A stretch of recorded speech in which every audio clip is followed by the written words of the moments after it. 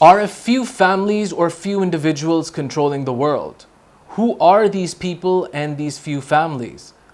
What are secret societies? To discuss this topic, earlier today we've interviewed an author and also researcher on this subject. But before we get to our interview, I'd like to ask all of the viewers to subscribe to our channel down below, because this is Zain Khan and we're live.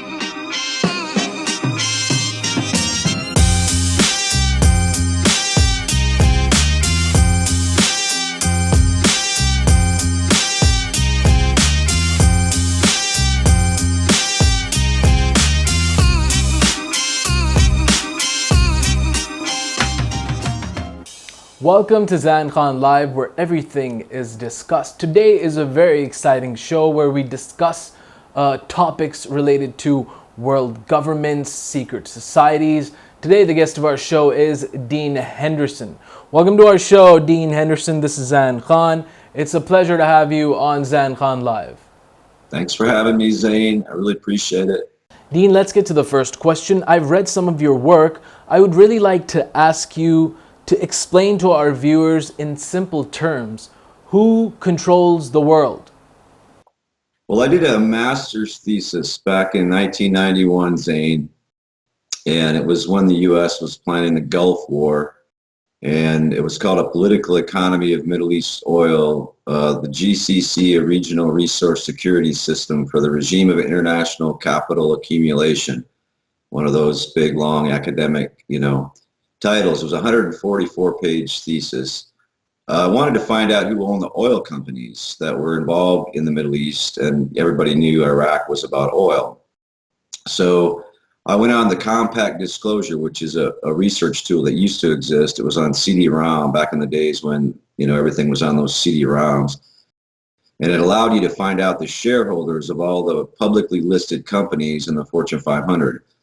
And so I researched it, found out, and it turns out all these big oil companies, what I call the Four Horsemen, which is ExxonMobil, Royal Dutch Shell, BP Amoco, and Chevron Texaco, were owned by the same banks.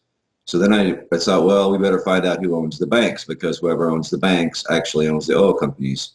So then I sent letters to the Treasury Department, the Comptroller of Currency, the Federal Reserve, and I got all these letters back, and they were classified under Freedom of Information Act requests, and I was denied access to the information on the bank holding company ownership based on national security. So I completed the thesis in 144 pages, and I just graduated. I kept going, and I studied another 15 years, really. Traveled to 50 countries, read a lot of newspapers, read over 100 books on the subject. And I came to the conclusion that these bank holding companies are owned by 8 families that own 52% of our New York Federal Reserve. The Federal Reserve is the private banking cartel that issues currency that's not really a U.S. dollar, it's a Federal Reserve note. So the New York Fed is the only bank that really matters. And these 8 families actually have 52% ownership. And those 8 families are Rothschild, Rockefeller, Goldman Sachs, Kuhn Loeb, Warburg, Lazard, Israel, Moses, Saif, and Lehman, which is now kind of merged with the Oppenheimer family interests. And there are other families, of course, who are prominent, but these are the main families.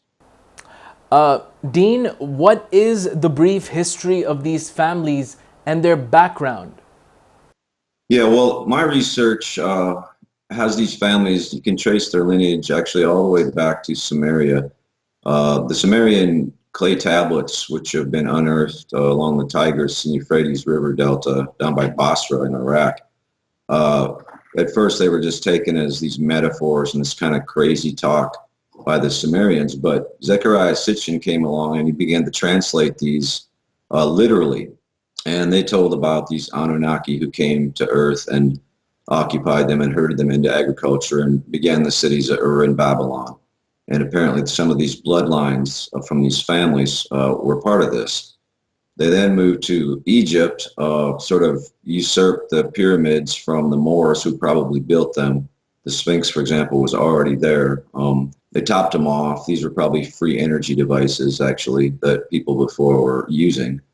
They went on then to the city of London, But before that, they stopped at the Roman Empire, and they were run out by the Moors out of Egypt. Before they did, they started the Grand Lodge of Cairo and stuff. They fled to Spain, battled with the Moors again, ran them out, started the slave trade, eventually found their way to London. Meanwhile, the Roman Empire was financing the Knights Templar, the Knights of St. John, and these different crusaders who really started the concept of banking. When they had the fleets of ships, they charged pilgrims to the Middle East, Holy Land, exorbitant fees to go there, got them in debt, created the whole concept of credit. Really, up until that time, even the Christians banned usury. So they started the banking system. Then they went around the world and they pilfered indigenous cultures, all the gold, the diamonds, the treasures, along with all of their spiritual knowledge of reality. And they used that wealth to build up the Roman Empire. And they became known as the Black Nobility. And these were the Genoese and Phoenician bankers from the old days. Well, so these Sephardic Jews that moved into London then intermarried with what they call the crown. And this whole entity is really known as the crown now. And that's the Black Nobility, and along with the Sephardic Jews who began their careers as Hofjuden, court Jews to the crown. But they ended up financing the crowns when they got into debt. They did get into debt. And so these families that I just named are actually more wealthy even than the Black Nobility now, but they are also very wealthy. Dean, how are these families able to control the web of power you just mentioned and described? Well, the primary mechanism is the notion of private central banking. Again, our entire history as humankind, the Sumerian tablets talk about how they were forced into agriculture. Before that, we were all hunter and gatherers. There was no class system. There was certainly no bankers. But what happens when you go into agriculture, one farmer has a good crop, the other has a bad crop. So he borrows some wheat from the other farmer. Thus begins the rise of this banker relationship to the masses. They used Babylon and Ur as the testing grounds for this because the Sumerians were feeding these cities.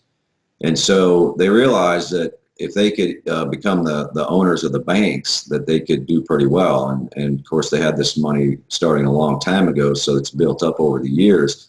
And this private banking system works with this fiat currency, where they're allowed to issue 10 times what they actually have on deposit.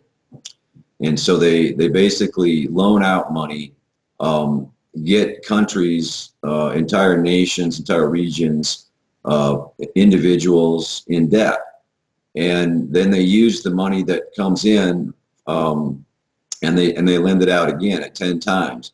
And so it's just, they've learned that this issuing pretty much money out of nothing. And not only that, but they have, for example, in the United States with the Federal Reserve private banking cartel, the Treasury and the Bureau of Engraving and Printing even pay for the paper and the coinage. So they don't even pay for that. They just literally get this free right to issue money into the ether, and then building up the debt is how they keep control over the whole thing. The United States has a $24 trillion debt at this point. And a lot of people think it's to the Chinese or Japanese or the Saudis, the Kuwaitis. And some of it is, maybe $1 billion each, right? But most of that 24 billion, let's say about 20 trillion of it is actually owed to these banking families. And they've done that to every country in the world. And they've by doing that, they can then impose austerity measures. And most of these austerity measures involve the handing over of real assets based on this phony debt, like land, like industries. Example, Mexico 1995 debt crisis. The way that debt equity swap worked was the bankers forgave the debt, negotiated by JP Morgan Chase, the whole thing, which is a Rockefeller bank. And then we go in and get the cement company. We go in and get the railroad. The entire railroad of the state of Mexico, which was state-owned, is now privatized and owned by Burlington Northern Santa Fe, which is owned by Warren Buffett and these same people. And so they learned that the central bank, if they could control all the central banks, they could control the world. Rothschild himself, Myron Amstel Rothschild said, I care not who controls the country so long as I control its currency. And that's the other thing they do, is they manipulate the value of currencies according to what they need and from where. And so it's interesting, for example, the British pound is worth more than the US dollar. The Kuwaiti dinar is worth more than the US dollar, even though, for example, Britain really has not many natural resources left. They've used them all up. They don't have much industry left. And yet the British pound is worth more, and more than any other currency. And you have to ask yourself why.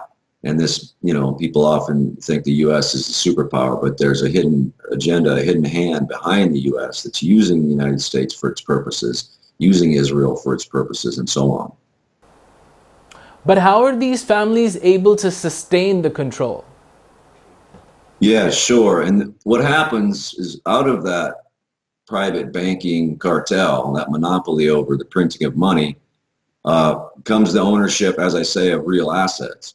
So, in the late 19th century, they realized that oil would be the way that they would run this economy to keep people, under their thumb. And the main reason is because oil is deep in the ground, and it requires a lot of capital to get to it, a lot of technology, a lot of information, a lot of pipe.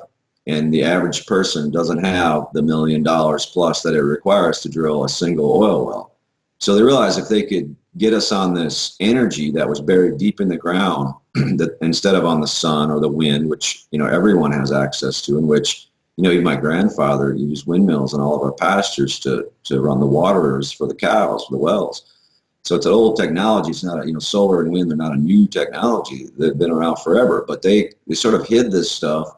They bought out a lot of patents on, for example, public trolleys in the United States. They bought out patents on, motors that run on water, which is entirely possible.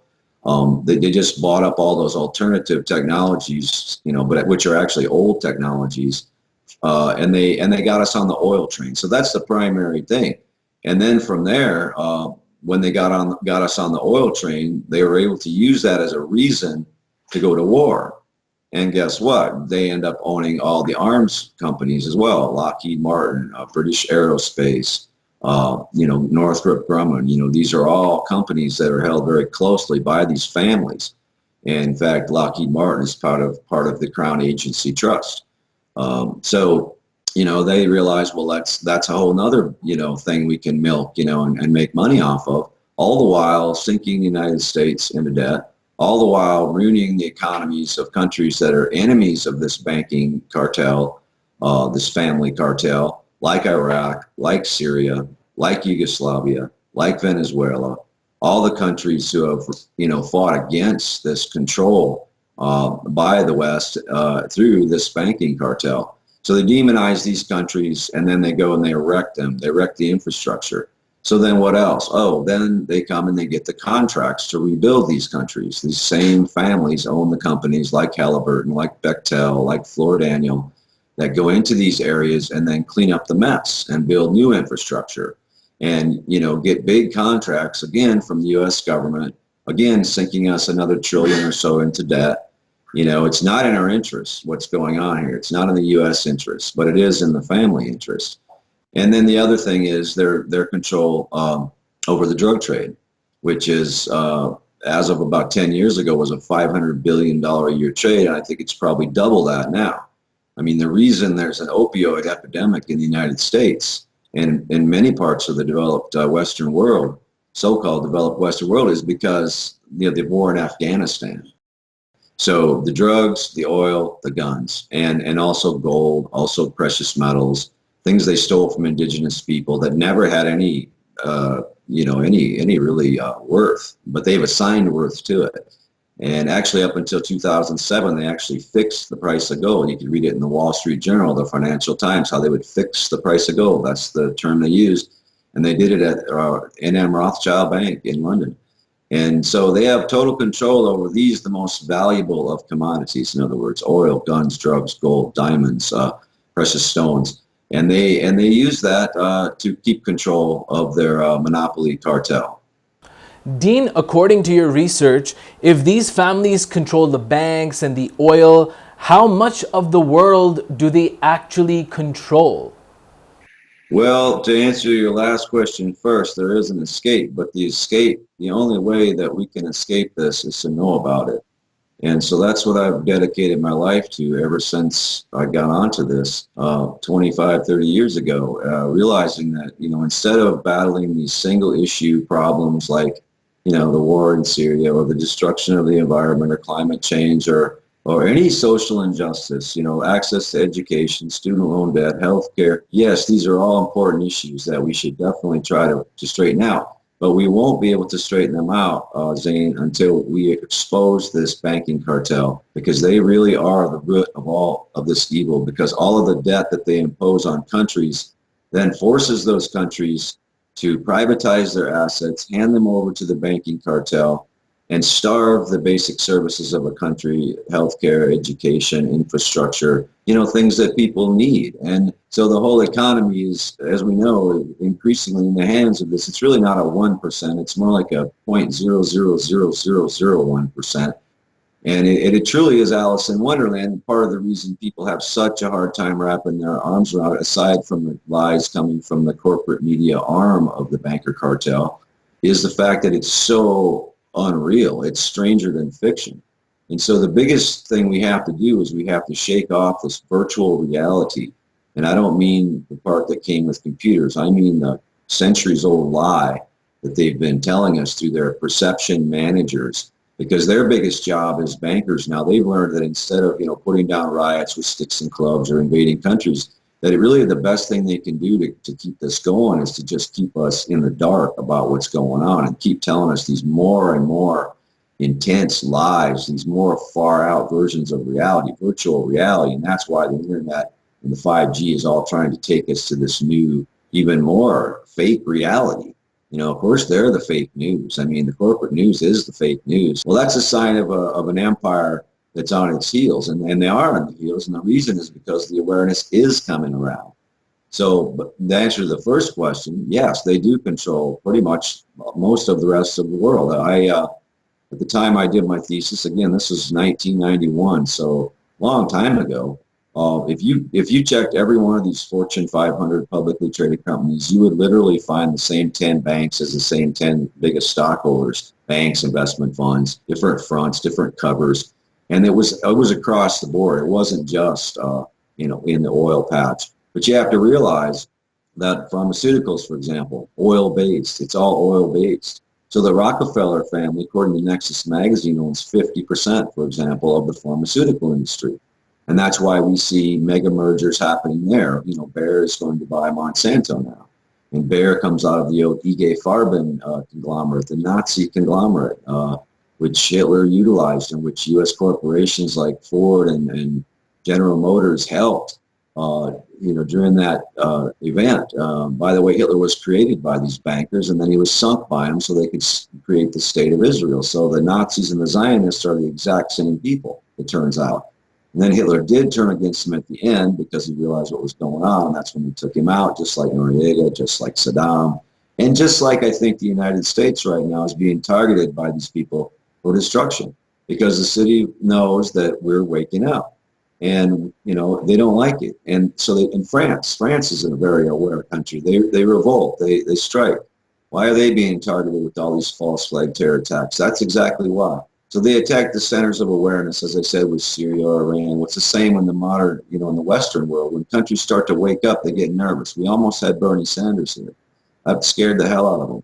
And so, yes, they do control almost everything. But yes, there's also hope. And the hope lies in our awareness. It's not going to even be a political movement or a group or a petition campaign that's going to do this. It's going to be an awareness.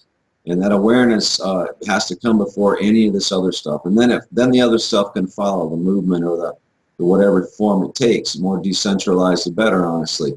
But it's just about right now we have to get people up to speed on how crazy and how big this thing is.